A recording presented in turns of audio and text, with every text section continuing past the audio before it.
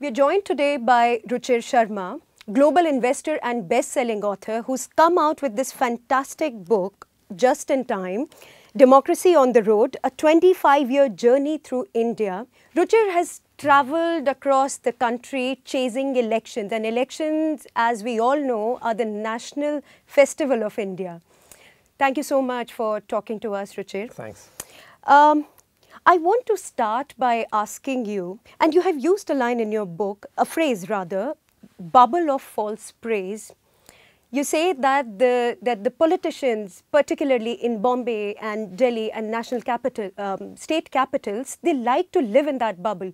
Do you feel that national media also likes to sort of live in a similar bubble, that of wishful thinking, and they tend to get the elections wrong at times? No, in terms of, I think that, I mean, it's maybe I won't tar the entire media, but I think that what the lesson that we have learned is the fact that there is a tendency, I think, in places like Delhi, etc., to think of India, I mean, I'm surprised, still very much as a presidential system sometimes.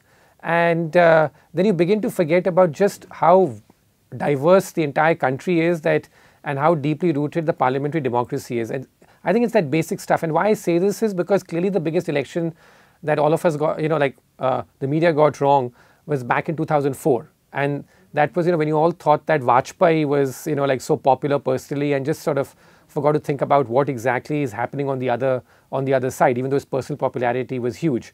So for me, I think that is the real point here, which is that this country is a very diverse country, and to form a narrative, a national narrative, which a national media naturally likes to do, is, I think, where the pitfall exists. Right. So, based on your travels, based on your interactions, how are people perceiving this government?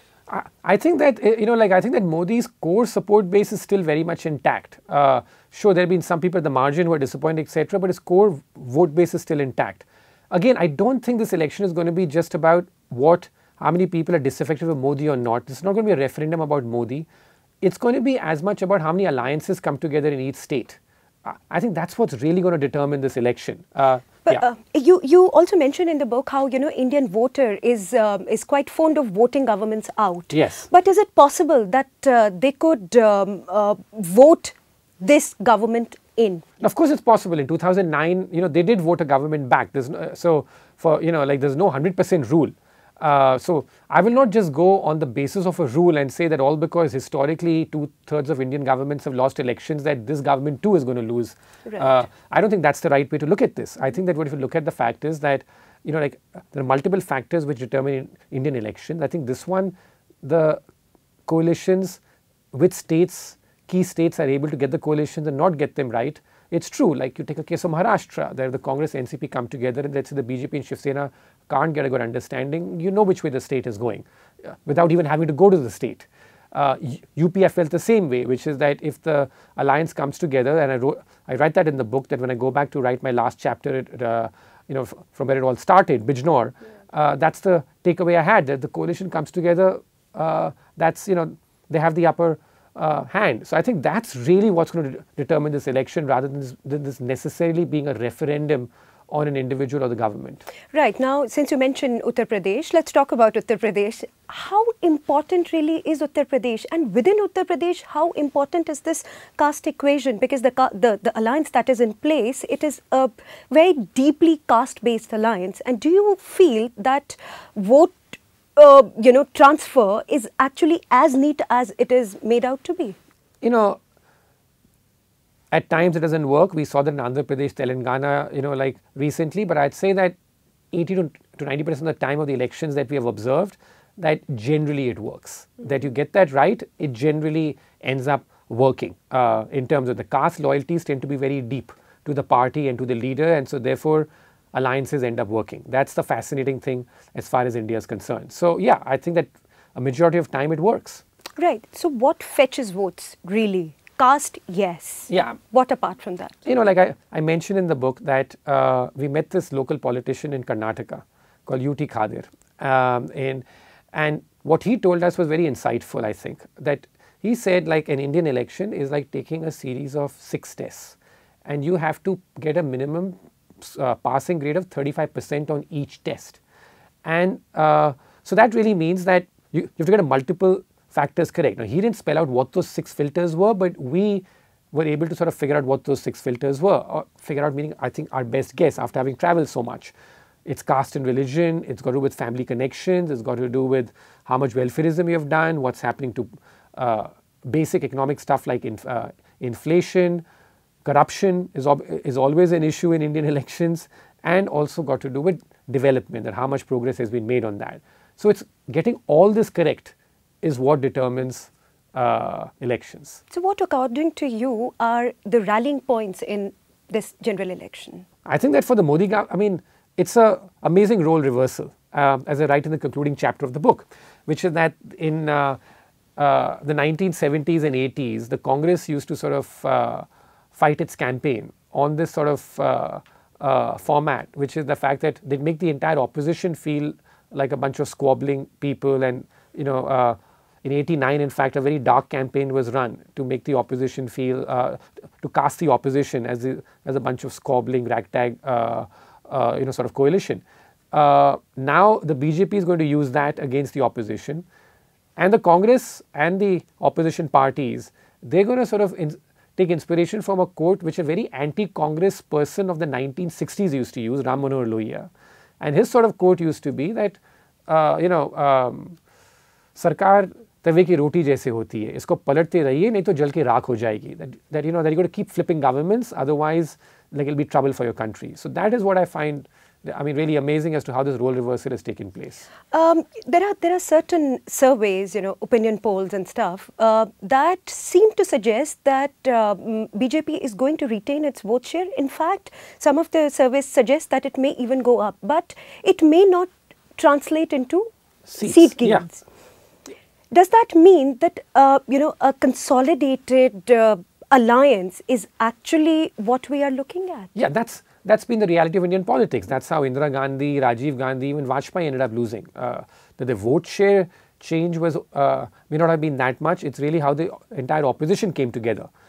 So yes, in 2014, if you look at it, the vote share of the BJP was just 31%, but they ended up getting a seat share 9 times as much, which had never happened in Indian history because its vote share was so concentrated and the opposition was so badly divided. So that's the parallel, I think, which is that it just is very difficult in this country, given how diverse it is, for your vote share to go up that meaningfully. But if the opposition comes together, the outcome can be very different, even if the vote share is same. But does the Indian voter vote only for the heck of putting a government out and bringing in a new, a fresh breath of air, as it were, that get these new people in?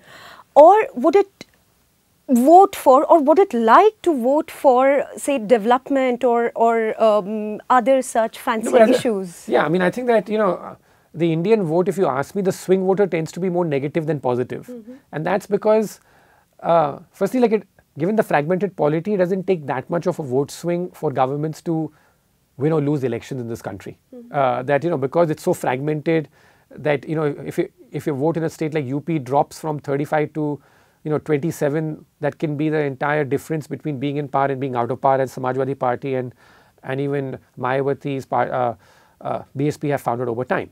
But I think that, what's key here basically is the fact that you have to fight the election on a multiple factors and not just on one factor. That for me is the real lesson of Indian democracy. Right, but it gives a very negative sort of message that no party or no government would be encouraged to make economic reforms as its agenda. No, but I'm saying that it is one of the many factors. If you, there are, governments which have finally lost election because the poor development track record caught up with them. Lalu Prasad Yadav eventually sort of, suffered for that, I think. And even in 2004, the India Shining campaign didn't work because, you travel 1,500 kilometers outside the main cities like Delhi and you figure out that very little had been done as far as economic reforms was concerned in terms of benefiting people out there. So my point is not the fact that it's just that development doesn't work at all, but the fact is that it's a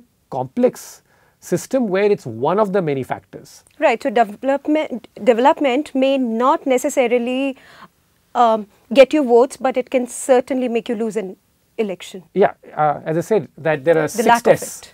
of it. And if you score too low on one of them, without a passing grade, the odds are you lose.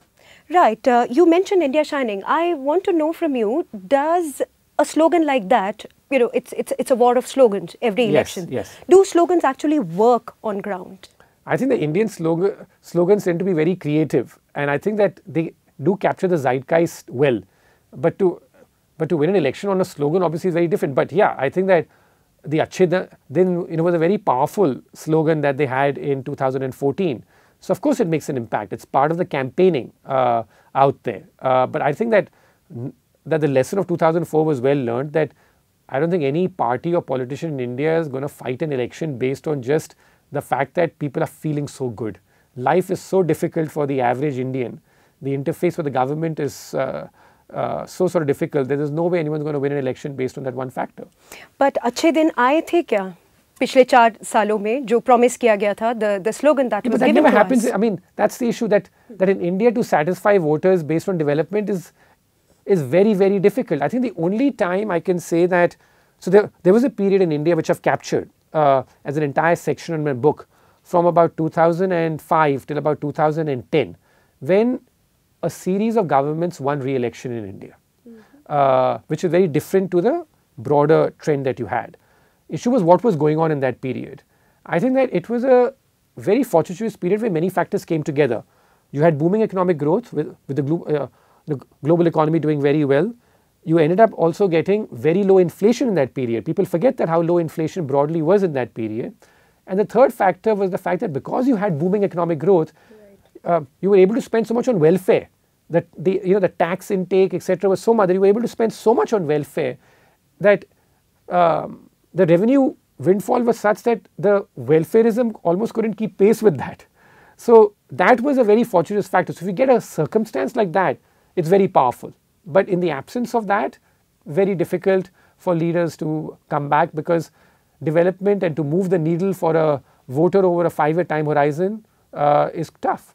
How about this budget? Do you think it will translate into getting? See, I don't want to.